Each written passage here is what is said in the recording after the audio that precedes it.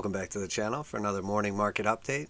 I'm Crypto Trend Trader, and today we're going to be looking at the Dow Jones, S&P, NASDAQ, and Tesla. And if you're new to the channel, I take a look at traditional assets, cryptocurrencies, basically anything you can chart, we do it here.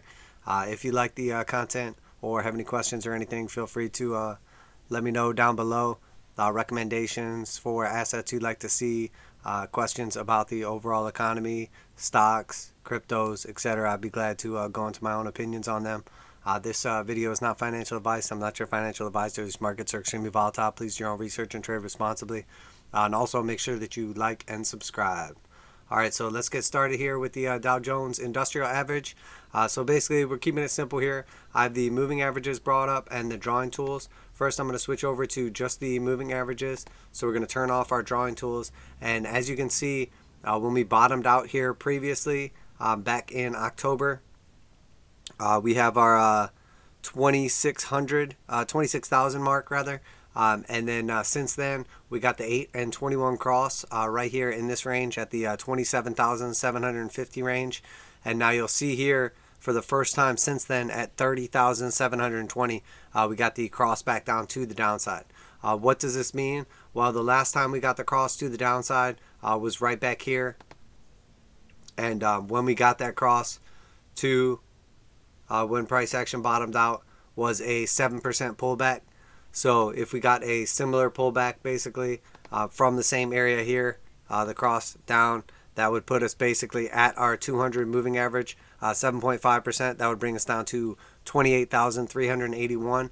The previous time when we pulled back though, we did make it to the simple moving average, which typically in traditional markets is much more reliable. So it's not unrealistic to think that in this case, we would be more realistic to get a pullback of about 10% and take us down to that 29,922 range, or basically, rather 27,642 range. So about 27.6 would be realistic to think, as typically the 200 simple moving average, the light blue one here, is more reliable. We'll notice also based on the indicator oscillators that we did flip over the slope line on the TJD TDMACD red at the absolute top right here, and since then we've been selling off. We also have multiple histograms in a row, and we have crossed below the 0 point, showing that basically now the bears are in control and taking control and strengthening. Now here we have the hard sell on the Jewel Thief as well. You'll notice that we did get the hard sell at the top here. We did exit the red bullish control zone, indicating that the bulls had lost control of this trend. And now here we are down at the 40 zone right here. Typically at the 40, you'll find some kind of bounce, which we did get an attempt to push back up. The Dow was one of the weaker overall index funds. And then you'll notice also that the parabolic SAR, we got our parabolic SAR flipped over to red back here on this candle, and since then it is trending and it's strengthening to the downside. We did attempt to bounce the moving average and get a move back up, but that failed, so it looks like we're going to get continuation to the downside.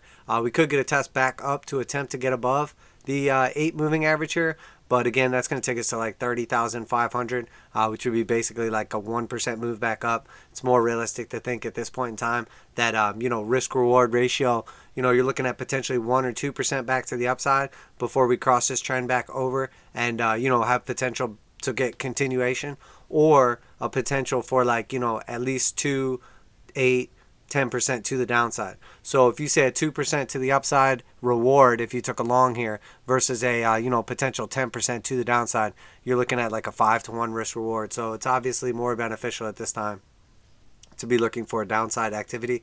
We also have this gap back here at 28,447, which lines up perfectly with the exponential 200 moving average, which never got filled. And anyone that's traded these markets for a long time knows that gaps tend to get filled. So let's go ahead and flip off the moving average and just take a look at our Fibonacci.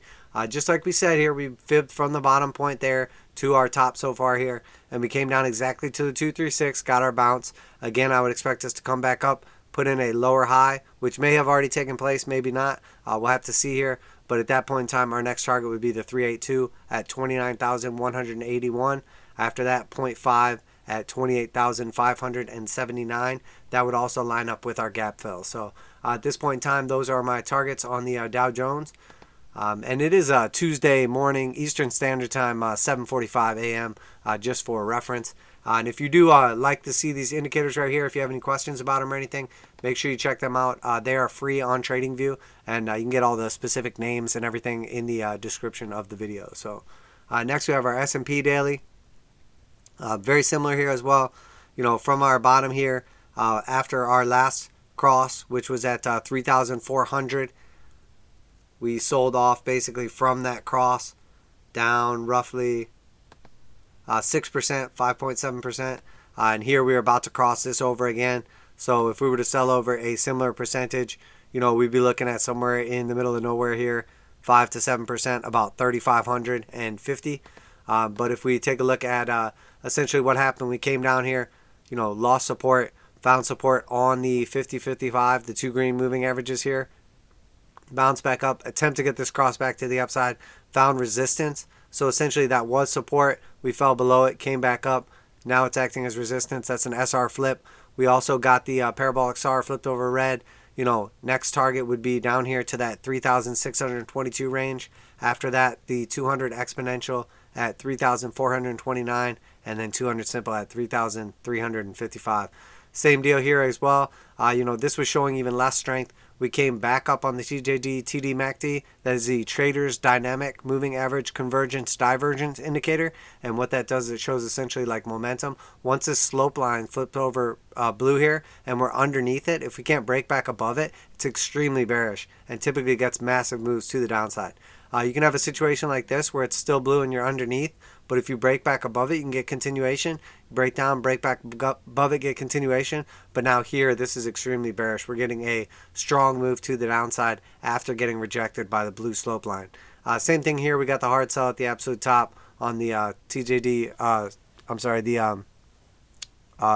Jewel Thief, and then also got the cross, left the bullish control zone. Let's turn off the moving averages just to keep this clean and take a look at our Fibonacci's.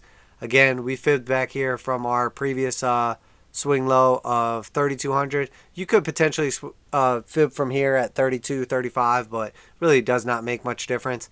And you can see by the confluence, again, we sold off and came down exactly to the 236, and then got our bounce off that 236 to the tick, which makes me, feel like this is definitely the place to be. Next target would be the 382 at 3,593. After that, the 0.5 at 3,517. And, no real gap in price action here. We have a slight gap right here, but nothing substantial, I would say. So just paying attention to that. It's not unrealistic to think that we would come back down to that 0.5 and retest that previous little high right here and, basically find support there and then continuation to the upside. But a lot can happen between now and then, so we're keeping our eye on it. Next, we have the NASDAQ. And here on the NASDAQ, do the same thing here. And you'll see that I just run through these exactly the same way using the same indicators.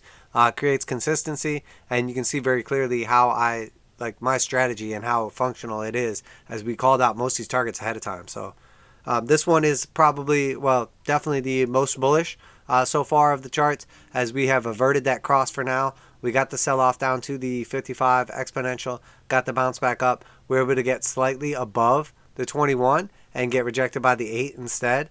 So at this point in time, we've averted the cross for now, giving us like a little more potential to save the trend.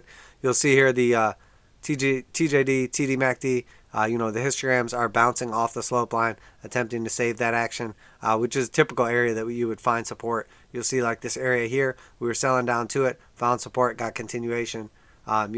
Oftentimes you'll see that happen in price action. And once again, we got the hard sell here at the top, left the bullish control zone, and we are strengthening to the downside for now. So again, most bullish of the traditional assets that we've looked at, but does not look great. And then here we fibbed from our low at $117.85 to the top here at $144.29.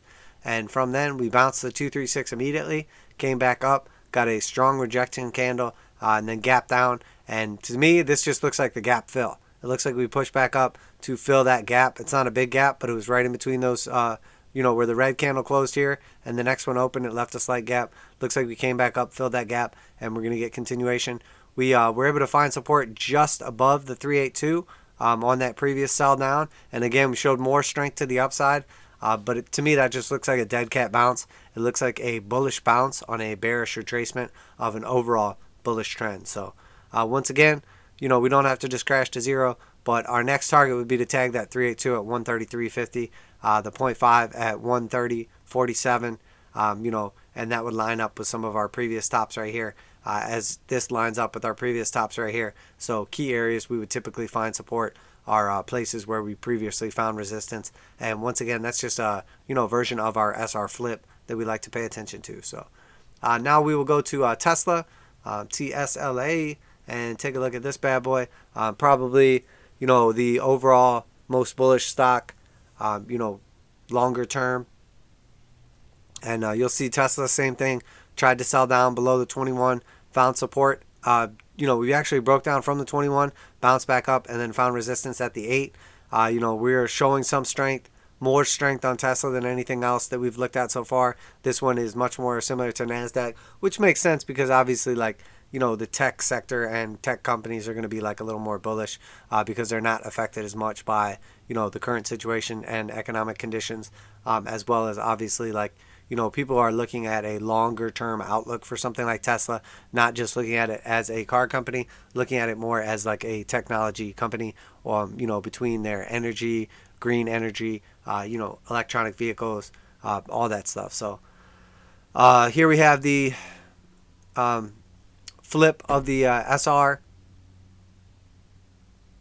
Basically parabolic SAR is trending down now. Flip that over once we took out this low right here. And if you're not familiar with the parabolic SAR, what it is, it's parabolic support and resistance, and it puts these little bubbles here. It's green when we're in an overall uptrend, and you'll see that anywhere you took one of these green dots as a buy, you would have been in a nice trend to the upside. And then, because we're in an overall uptrend on the daily, the reds should be used more for, looking for accumulation, or looking for a bottom of a overall sideways consolidation or retracement, and then obviously once it flips back over green, it's more bullish and, continuing the trend to the upside. You do obviously have to be careful that we're getting an overall trend change though. As you'll see, once the TJD TDMACD flipped over green and flipped that slope over blue, if you took that buy down here at $411, it was extremely bullish since then.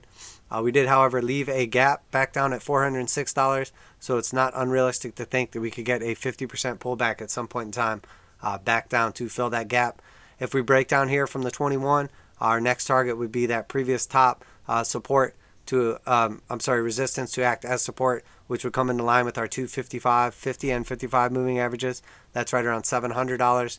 Next would be the 89 at $618, and then we have the 200 exponential at $459, and great level of confluence here is our 200 simple moving average, which is at $410. It's not unrealistic to think that we could get a sell-off and come back down and test our 200 moving averages. So, and then let's flip over here, turn off the moving averages, and once again, just going to take a look at this. So our previous little low down here at 326.